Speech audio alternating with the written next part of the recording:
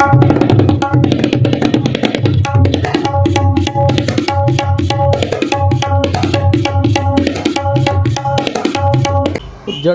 अमळनेर तालुक्यातील मांडळ येथे ग्राम महसूल अधिकाऱ्यांसह कर्मचाऱ्यांना मारहाण करत गावठी कट्टा लावत अवैध वाळूची वाहतूक करणारे जेसीबी आणि ट्रॅक्टर पळवून नेल्याची घटना समोर आली आहे।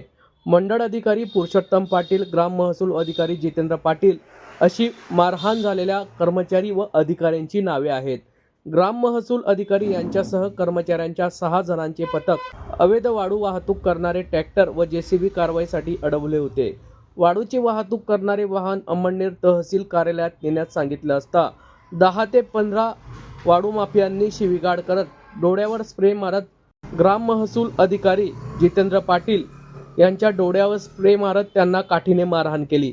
यात एका मंडळ अधिकारी पुरुषोत्तम पाटील यांच्या डोक्याला गावठी कट्टा लावून जीवे मारण्याची धमकी देत ट्रॅक्टर आणि जेसीबी पळवून नेल्याची धक्कादायक माहिती यावेळी समोर आली आहे।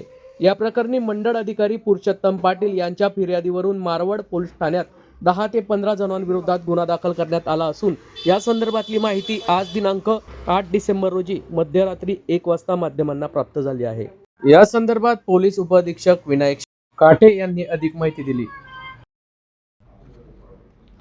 आज रोजी मध्यरात्री अवैध खनिजे उत्खननाच्या अनुषंगाने महसूल पथकाकडून रात्रग्रस्त सुरू असताना मांडळ येथील पांजरा नदीच्या पात्रामध्ये एक जेसीबी तसेच 2 ट्रॅक्टर हे वाळूचा उपसा करत असताना मिळून आल्याने महसूल पथकाने त्यांना विचारपूस केली असता त्यांच्याकडे वाळू उत्खननाचा परवानाबाबत विचारपूस केली असता त्या ठिकाणी उपस्थित काही अज्ञात इसमांनी संबंधित महसूल पथकातील कर्मचाऱ्यांना उडवाउडवीचे उत्तर देऊन त्यातील एकाने महसूल कर्मचाऱ्यास लाठीने मारून आणि फिर्यादीने दिलेल्या फिर्यादीनुसार त्यातील एका व्यक्तीने गावठी कट्ट्याने फिर्यादीस आणि त्याच्यासोबत असलेल्या इतर व्यक्तींना निघून जाण्याबाबत धमकावून शासकीय कामात अडथळा आणला।